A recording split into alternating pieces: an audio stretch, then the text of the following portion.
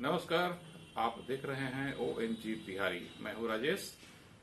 Corona फिर से डराने लगा है। महाराष्ट्र में तो बहुत तेजी से डराने लगा है। लॉकडाउन की स्थिति आ गई है। कई इलाकों में लॉकडाउन लगने लगे हैं और पाबंदियां भी शुरू हो गई है। सार्वजनिक जगहों पे अब शादियों पे लगाम लग गए हैं। बिहार में भी डरने की जरूरत है। डराने लगे हैं बिहार में ये 3 जिले। यहाँ पे कोरोना के केस बढ़ने लगे हैं। मुजफ्फरपुर के लिए सुकून वाली खबर ये है कि पिछले 12 दिनों में एक भी कोरोना पॉजिटिव नहीं मिले हैं। खुशखबरी ये भी है कि एक्टिव केस शून्य है। कोई एक्टिव मरीज भी नहीं है जिले में। तो थोड़ी राहत भरी खबर है मुजफ्फरपुर के लोगों के लिए। पर भीड़ भाड़ वाले जगहों पे जाने से बचे। शादी के समारोह में भी जाने से बचे। जहां भी भीड़ हो वहां जाने से बचे। मास्क का प्रयोग तो आवश्यक है अगर आप बचना चाहते हैं तो। स्कूल भी खुल गए हैं तो बच्चों को भी सावधान रहना पड़ेगा। स्कूल प्रशासन को भी सावधानी बरतनी होगी। मुजफ्फरपुर के जिलाधिकारी ने लोगों से अपील की है कि मास्क जरूर लगाएं, सोशल डिस्टेंसिंग का पालन करें। पर जिलाधिकारी की बात, शहर में जब आप निकलेंगे तो देख कर लगेगा बेमानी है।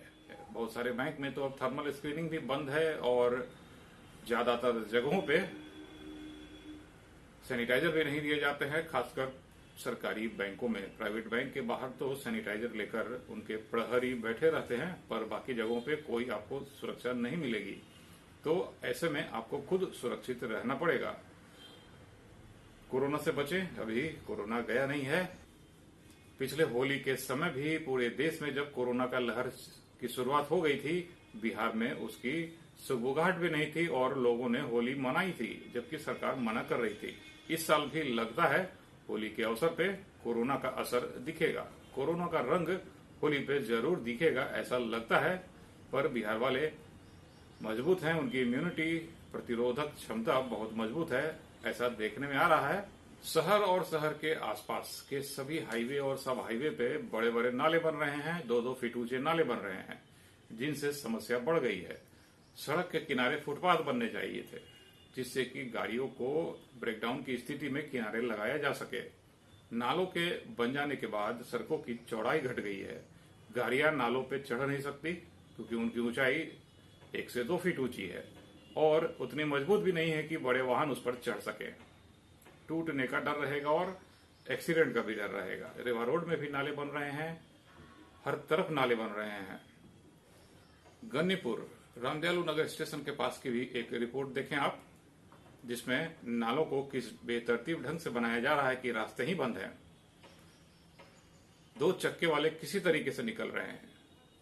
घरों का अतिक्रमण कहें या सड़कों की चौड़ाई इतनी कम है कि घर सड़क पे नजर आता है और नाला घर के अंदर नजर आता है।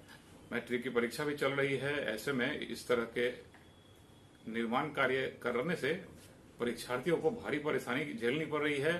शहर में तो वैसे ही लाखों लोगों की अतिरिक्त भीड़ आई हुई है मैट्रिक के परीक्षा की वजह से।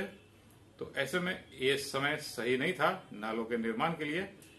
कुछ समय बाद भी ये हो सकता था। 10 दिनों में कुछ जाया नहीं जा रहा था। बरसात के पहले नाला बना देना है, पर जो ये नाला का निर्माण हो रहा है, नाला निकल कर कहाँ जाएगा? जहां ये छोड़ा जाएगा वहां पहले से जल जमाव है। वहां कभी हरियाली होती थी, जल जमाव की वजह से सभी पेड़ सूख गए हैं। तो नाले तो बन रहे हैं पर उनका जुड़ाव कहीं से कहीं नहीं है। कनेक्टिविटी नहीं है, नाले बन रहे हैं। उनकी गुणवत्ता पर भी सवाल उठते हैं। नगर निगम पहले से ही घोटालों के बीच चल रहा है। काम से ज्यादा मीटिंग्स होते हैं और रुकावट होती है पार्षदों के द्वारा। काम कम होते हैं। शहर को स्मार्ट बनाने के लिए एक कोशिश, छोटी सी कोशिश यही रही, LED लाइट लगा दिए गए सभी फ्लाईओवर पे शहर को सुंदर बनाने के लिए। पर शहर को सही में स्मार्ट बनाने के लिए कोई कदम अभी तक नहीं उठाए जा रहे हैं। मुजफ्फरपुर जिला क्रिकेट लीग चल रहा है। कल खेले गए मैच में भारतीय क्लब ने जस्ट क्रिकेट क्लब को 10 विकेट से हरा दिया। चारों खाने चित नजर आई जस्ट क्रिकेट क्लब की टीम। भारतीय क्लब ने बिना विकेट खोए जीत हासिल कर ली। जस्ट क्रिकेट क्लब 16 ओवर में ऑल आउट हो गई और केवल 43 रन बनाई। भारतीय क्लब ने जवाब में 43 रन बिना विकेट को ये बना लिए और जीत हासिल कर ली। कल तुषार को मैन ऑफ द मैच घोषित किया गया। उनकी हैट्रिक गेंदबाजी और 5 विकेट की गेंदबाजी के लिए। ये थे क्रिकेट के समाचार। तो ये थे कुछ समाचार क्रिकेट से जुड़े। अपना ख्याल रखें, कोरोना से भी बचें। OMG बिहारी सब्सक्राइब करें।